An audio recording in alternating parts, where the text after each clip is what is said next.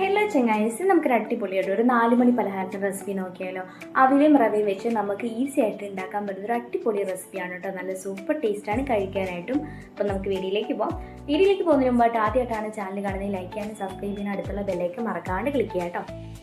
ഇതിലേക്ക് ഒരു പാത്രം എടുക്കുന്നുണ്ട്. അതിലേക്ക് ആവശ്യമായിട്ടുള്ള അവിലാണ് ഞാൻ ചേർക്കുന്നത് ആദ്യം തന്നെ. അപ്പോൾ നമുക്ക് ഏത് ബ്രാൻഡിൻ്റെ അവിൽ, ഇപ്പോൾ വെള്ളവിലോ അല്ലെങ്കിൽ തവിട്ട് നിറമുള്ള അവിൽ, ഏത് അവിൽ വേണമെങ്കിലും നമുക്ക് ഇതിലേക്ക് ചേർക്കാവുന്നതാണ്. കുറച്ച് വെള്ളം കൂടി ഒഴിച്ചിട്ട് ഇത് നന്നായിട്ടൊന്ന് കുതിർത്തെടുക്കും. ഇതിപ്പോൾ ഞാൻ നന്നായിട്ട് കുതിർത്തെടുത്ത അവിലാണ്. അതിലേക്ക് പിന്നെ വേണ്ടത് റവയാണ് കേട്ടോ. അപ്പം നമുക്കിത് വറുത്ത റവയോ അല്ലെങ്കിൽ വറുക്കാത്തതായിട്ടുള്ള ഏത് റവ വേണമെങ്കിലും നമുക്ക് ചേർക്കാവുന്നതാണ്. പിന്നെ നമ്മൾ എടുക്കുന്ന അവിലിൻ്റെയും റവയുടെയൊക്കെ ഒരു അളവിനനുസരിച്ച് നമുക്കിതിലേക്ക് തൈരും കൂടി ചേർക്കാവുന്നതാണ് കേട്ടോ. അതിനുശേഷം നമുക്കിതിലേക്ക് ആവശ്യമായിട്ടുള്ള ഉപ്പും കൂടി ചേർത്ത് ഇത് കൈകൊണ്ട് തന്നെ നന്നായിട്ടൊന്ന് മിക്സ് ചെയ്യുക. ആവശ്യമെങ്കിൽ നോക്കിയിട്ട് നമുക്കിതിലേക്ക് തൈരൊക്കെ പിന്നീട് ആഡ് ചെയ്യാവുന്നതാണ് കേട്ടോ. ഈ ഒരു കൺസിസ്റ്റൻസിലാണ് നമുക്ക് ഈ ഒരു ഐറ്റം കിട്ടേണ്ടത്. പിന്നെ കുറച്ച് ബൗൾസ് ആക്കിയിട്ടോ അല്ലെങ്കിൽ ജസ്റ്റ് ചെറിയൊരു ഇഡ്ഡലിൻ്റെ ഷേപ്പിലാക്കിയിട്ടോ നമുക്ക് ഇഡ്ഡലി തട്ടിൽ വെച്ചിട്ട് ഇതൊന്ന് ഒരു 7 മിനിറ്റ് ഒന്ന് സ്റ്റീം ചെയ്തെടുക്കുക കേട്ടോ. അപ്പോൾ ഞാനിത് സ്റ്റീം ചെയ്തെടുത്ത് മാറ്റി വെച്ചിരിക്കുന്നതാണിത്.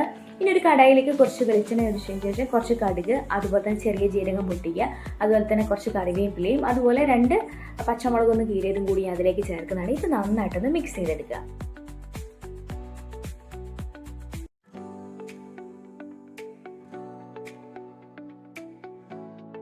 ഇനി നമുക്കിതിൻ്റെ ഫ്ലെയിം ഓഫ് ചെയ്തിട്ട് നമുക്കൊരു 1/4 ടീസ്പൂണ് കാശ്മീരി മുളക് പൊടി ചേർക്കാവുന്നതാണ്. എന്നിട്ട് നന്നായിട്ടൊന്ന് മിക്സ് ചെയ്യുക.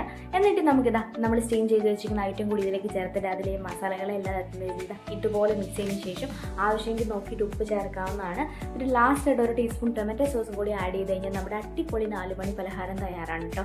ഇതെല്ലാവരും ട്രൈ ചെയ്യണേ. കുട്ടികൾക്ക് വലിയവർക്കൊക്കെ ഇഷ്ടപ്പെടുന്ന ഒരു ഐറ്റമാണ്. അപ്പോൾ ഈ ഒരു വീഡിയോ ഇഷ്ടപ്പെട്ടാൽ ലൈക്ക് ചെയ്യാനും കമൻറ്റ് ചെയ്യാനും മറക്കരുതേ. മറ്റൊരു വീഡിയോ ആയിട്ട് കാണും വരെ താങ്ക് യു, ബൈ ബൈ.